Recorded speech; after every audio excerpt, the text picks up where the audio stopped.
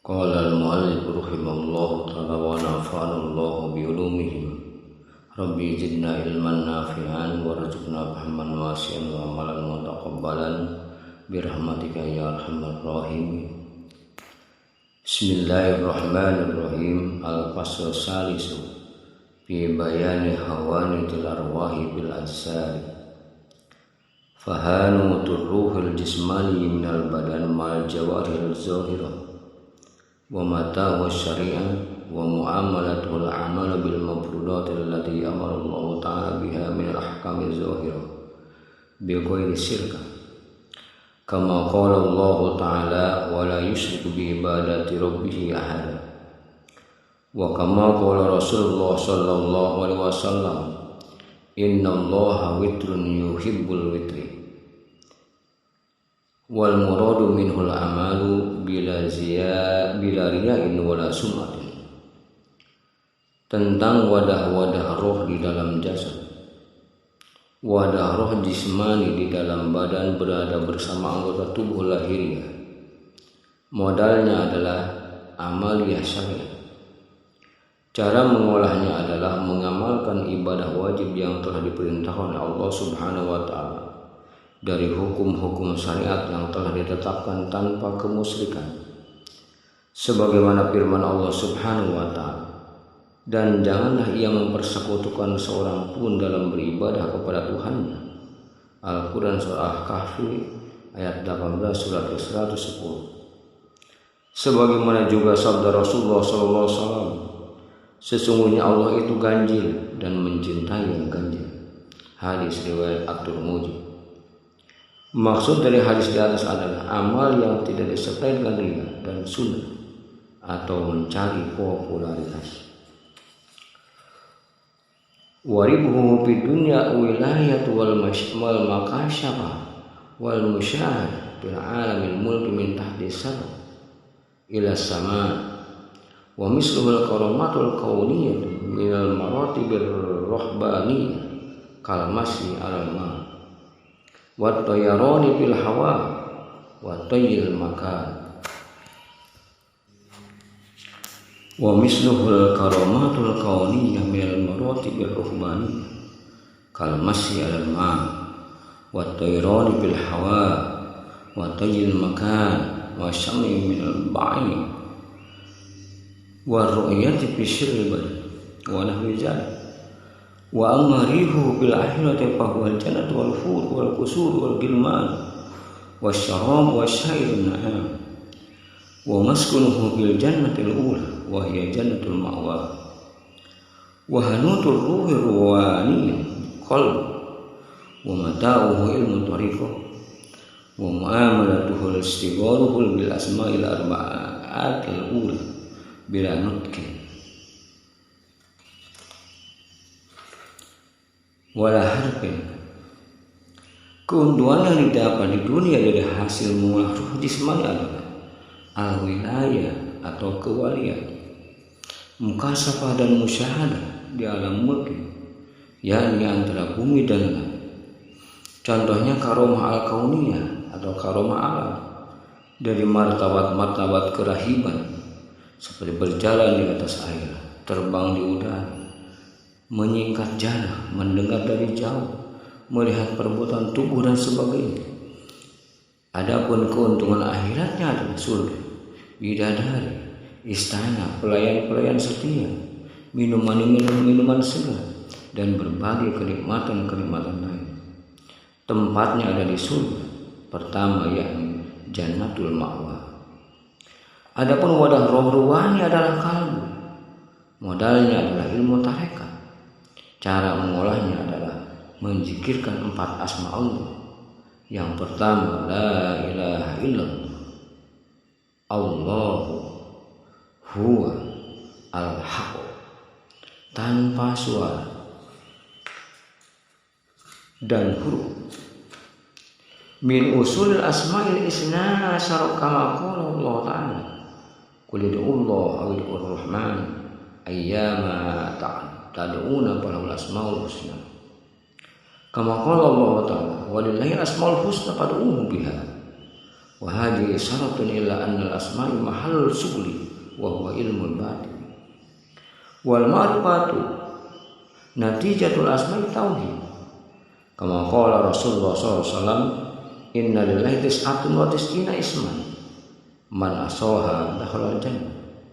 Wa kama Rasulullah sallallahu alaihi wasallam adal suharpun wa tikraru albun. Wal muradu minal ihsa'i ayyakuna man'utan biha mutahallikan bi ahlakiha.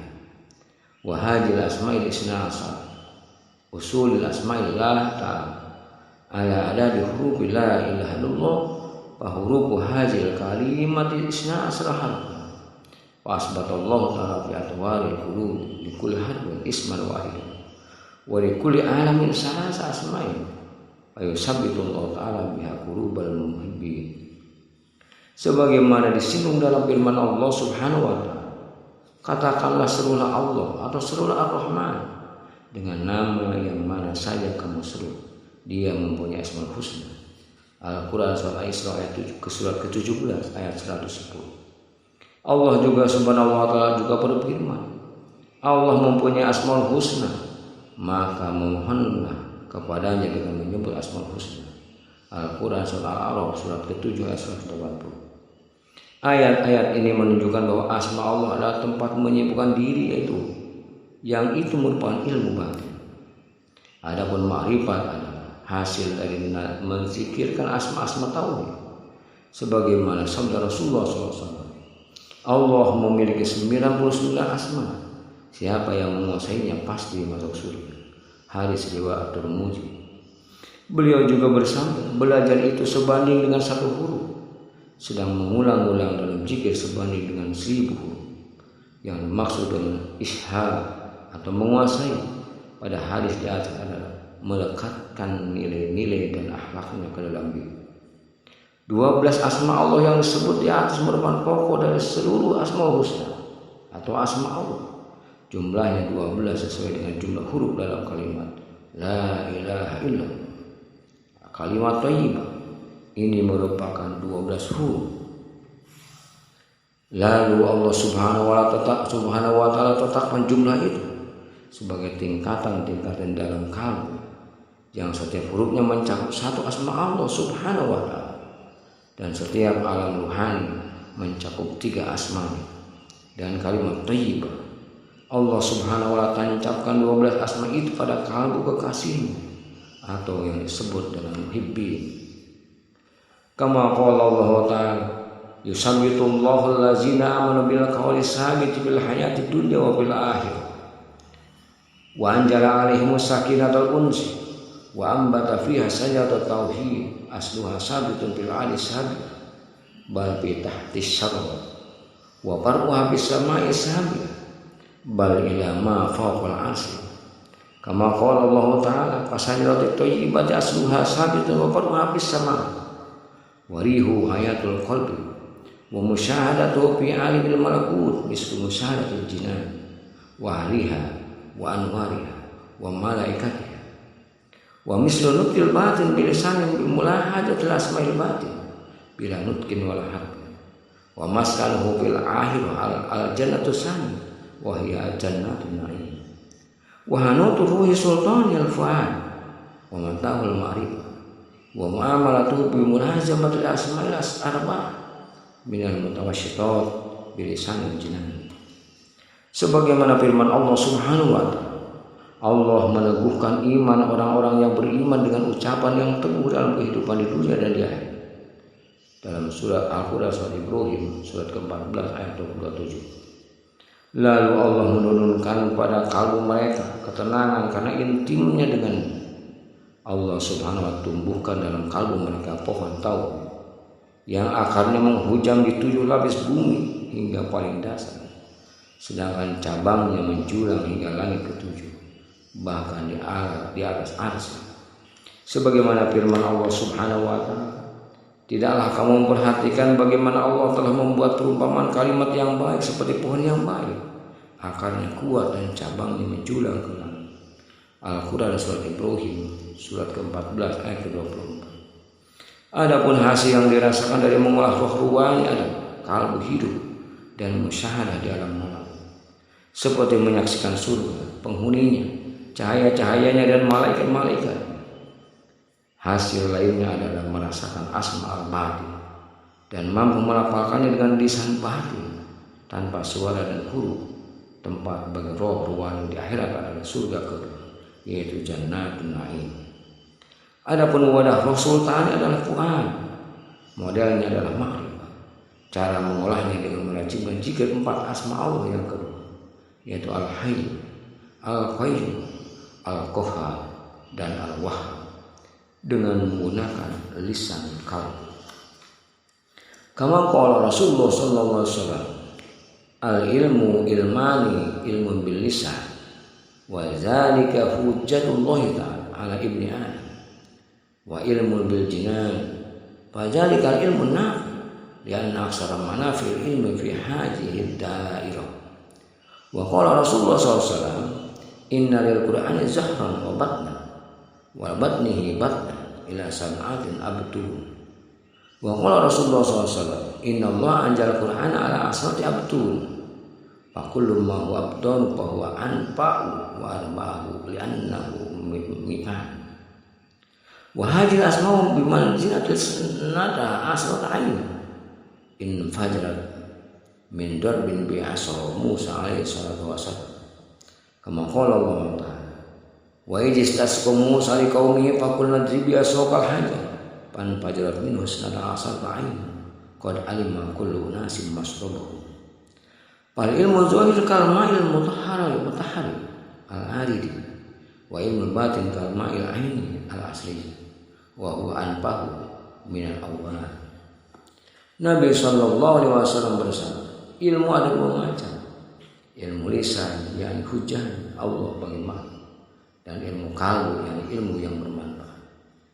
Ilmu kalbu tercatat sebagai ilmu yang bermanfaat karena mayoritas manfaat ilmu bermuara pada kalbu.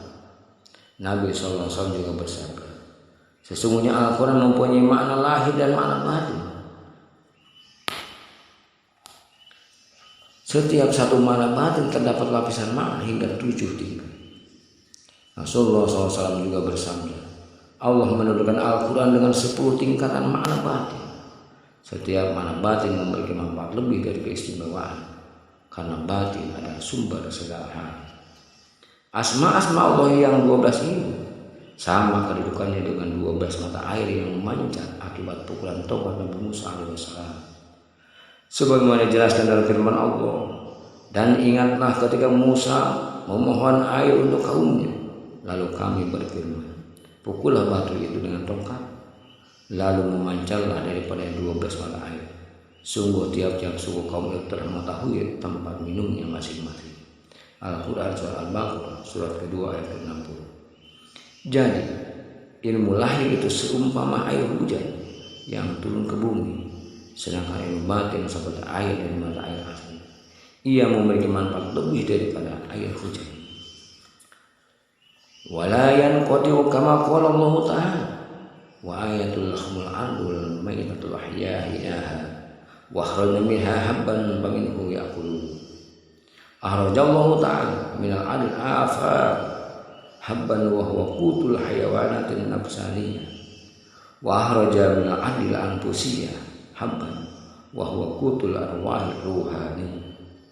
Kama qala Rasulullah SAW, man akhlasa lillahi ta'ala arba'ina sabahan zaharat yanabiul hikmah min qalbi ala lisani wa amarihu faru'yatu aksi jamalillahi ta'ala, kama qala Allah ta'ala, ma kadzabal fuadu ma ra'a. Wa kama qala Rasulullah sallallahu alaihi wasallam, al mu'minu mir'atul mu'min wal muradu minal mu'min al awwal qalbul abdil mu'min wa minasani wa Allahul mu'min al muhaimin al azizul jabbar al mutakabbir wa maskan haji ta'ifah. Selain itu ia tidak akan habis. Allah subhanahu wa ta'ala berfirman, dan suatu tanda kekuasaan Allah yang besar bagi mereka adalah bumi yang mati, dan kami hidupkan bumi itu dan kami keluarkan daripadanya biji-bijian, maka daripadanya mereka makan. Al-Quran surat Yasin surat ke-36 ayat 33. Dengan air hujan Allah Subhanahu wa ta'ala mengeluarkan biji-bijian dari bumi al-faqih sebagai makanan utama hewan-hewan yang memanjakan hawa nafsu.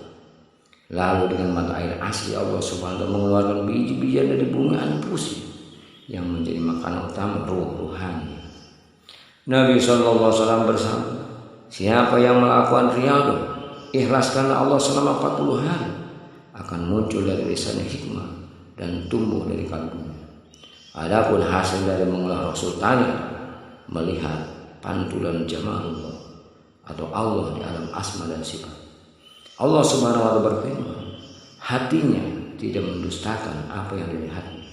Al-Quran surah An-Najm surat ke-53 ayat ke-11. Nabi SAW juga bersabda, kalbu orang mukmin adalah cermin bagi al-mukmin, zat yang menjaga kalbu. Yang dimaksud dapat al-mukmin pertama pada hadis di atas adalah kalbu hamba Allah yang beriman. Sedangkan lafaz al-mukmin yang kedua adalah Allah yang menjaga keamanan, pemelihara keselamatan yang maha perkasa, yang maha kuasa, yang maha memiliki segala keagungan. Adapun tempat tinggal golongan ini orang-orang yang berhasil mengolah roh sultaniyah adalah surga ketiga, yaitu Jannatul Firdaus. Bil jannati salisah wa hiya Jannatul Firdaus. Wa hanutu ruhil kursi fi sirri kama qala Allah ta'ala fil hadisil qudsi al insanu sirri wa ana sirru wa mata'uhu ilmul haqiqah wa huwa ilmut tauhid wa muamalatuhu mulazamatu asma'i tauhid wa hiya al-ma'atul akhiratu bil lisani sirri bila nutkin kama qala Allah ta'ala wa in tajhara bil qawli fa innahu ya'lamu sirra wa akhfa wa la yattali'u 'alayhi ghairullahi ta'ala wa marihu fuzuruhu tibril aman wa musyahadatuhu wa mu'ayanatuhu wa nadirahu ila wajhillahi ta'ala jalalan wa jamalan bi'aini syirk kama qala Allah ta'ala wujuhu yawma idzin nadira ila rabbiha nadira bila kaifa wala kaifiyatin wala tasbihin kama qala Allah ta'ala laisa kamitslihi syai'un wa huwas samiul basir. Adapun wadah roh kursi adalah sirri atau rahasia. Allah Subhanahu wa ta'ala berfirman dalam hadis qudsi, manusia adalah sirriku dan aku adalah sirri manusia. Modalnya adalah ilmu hakikat, yaitu ilmu tauhid. Cara mengolah roh ini adalah melazimkan zikir asma tauhid, yaitu 4 asma yang terakhir, Al-Fatah, Al-Wahid, Al-Ahad dan As-Samad. Dengan lisan sirri tanpa mengucapkan, Allah SWT berfirman, dan jika kamu merasakan ucapanmu, maka sesungguhnya dia mengetahui rahasia dan yang lebih tersembunyi. Al-Quran surat Toha surat ke-20 ayat ke-2. Dan tidak ada yang mengetahui sirri ini kecuali Allah Subhanahu wa ta'ala. Adapun hasilnya adalah lahirnya tiful ma'an, musyahadah dan melihat zat Allah, jalal dan jamal, yakni dengan mata sirri. Allah Subhanahu wa ta'ala berfirman, wajah-wajah orang-orang mukmin pada hari itu berseri-seri kepada Tuhannya mereka melihat. Al-Qiyamah surat ke-75 ayat 22 hingga 23, yang tidak dapat digambarkan dalam bentuknya. Wala kaifiyatin wala tasbihin kama qala Allah ta'ala laisa kamitslihi syai'un wa huwas samiul basir. Falamma balagul insanu maqsudatul hasaratul uqul wa tahayyatul qulub wa qalatil alsun wa lam yastati an yakhbiru an zalik. Lianna Allah ta'ala munajjahu al-amsal anil amsal fa iza balagu misl ahbar ila ulama fa yanbaghi lahum an yafqahuhu maqamatul qulub wa yarghabu haqaiqaha wa yatawajjahu ila alamil illiyin wa yatahiru ila an yasiru ila maqamil ilmi ladun wa huwa ma'rifatu zat al-ahadiyah min ghairi ay yata'arradu wa yunkiru hadzal maqam alladhi ja'alna.